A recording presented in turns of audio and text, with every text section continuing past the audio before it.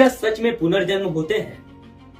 पुनर्जन्म से रिलेटेड कई ऐसी फिल्में और सीरियल बन चुके हैं जो लोगों के दिमाग में एक सस्पेंस क्रिएट करता है कि पुनर्जन्म सच में होते हैं। और YouTube पर आपको कई ऐसे वीडियोस मिलेंगे जहां पर लोग बोलते हुए दिखाई देंगे कि मेरा पुनर्जन्म हुआ और मैं पिछले जन्म में ये था वो था वगैरह वगैरह।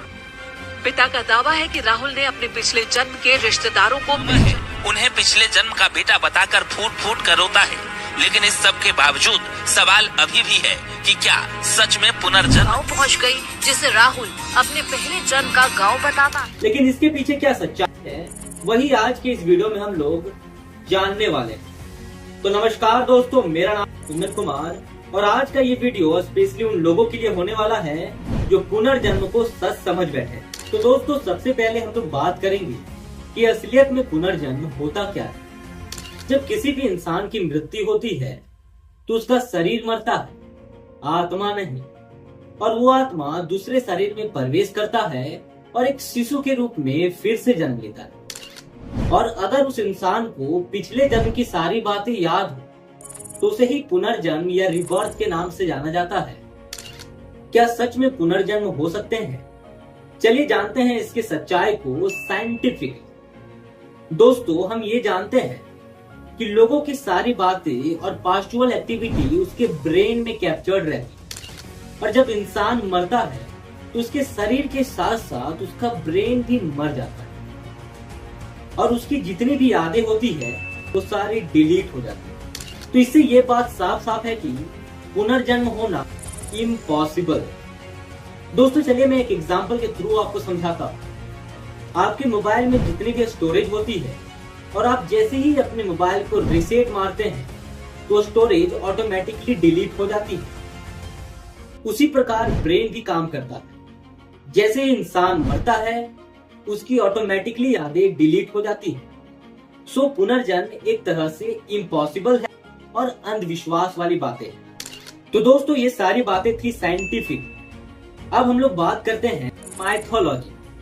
दोस्तों, अगर हम लोग हिंदू धर्म के ग्रंथों और वेदों को देखें तो उसमें साफ साफ लिखा है कि जब किसी भी इंसान की मृत्यु होती है तो वो अपने पिछले जन्म की सारी बातों को भूल जाता है। और गीता में भगवान श्री कृष्ण स्वयं यही कहते हैं कि केवल मैं ही अपने पिछले जन्म की सारी सच्चाई को जानता हूँ, मेरे सिवाय इस चीज को और कोई नहीं जान सकता।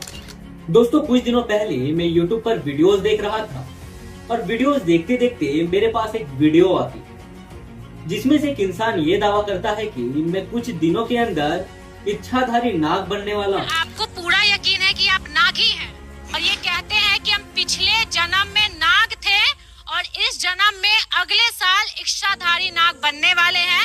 मानते हैं इच्छाधारी नाग बनेंगे? ये हाँ, बनेंगे, बन जाएंगे। अब आप ही बताइए कि इसमें कहाँ से सच्चाई है, और अगर आपके विचार से इच्छाधारी नाग होते हैं तो आप कमेंट के थ्रू बताइए। दोस्तों, लोग फेम कमाने के चक्कर में कुछ भी बोल देते हैं और वो सारी बातें झूठ होती है और लोगों को भड़काने का काम करती है और केवल अंधविश्वास को बढ़ावा देती है। चलिए मैं आपको एक एग्जांपल के थ्रू समझाता हूँ। मान लीजिए कि मैं शेर जैसे आवाजें निकाल लेता हूँ और शेर की जैसे स्क्रैच करता हूँ, तो इसका मतलब ये नहीं होता कि मैं पिछले जन्म में शेर था। उसी प्रकार होता है उस इंसान के साथ। उसके कुछ एक्टिविटीज मिलते थे नाग के जैसे, तो समझ बैठता है कि मैं पिछले जन्म में नाग था और कुछ ही दिनों में मैं इच्छाधारी नाग बनने वाला। देखिए दोस्तों, ह्यूमंस के पास इतने पावर एबिलिटीज होते हैं कि वो किसी के भी बिहेवियर को तुरंत ही अपना सकते हैं। एग्जाम्पल में मिमिक्री आर्ट।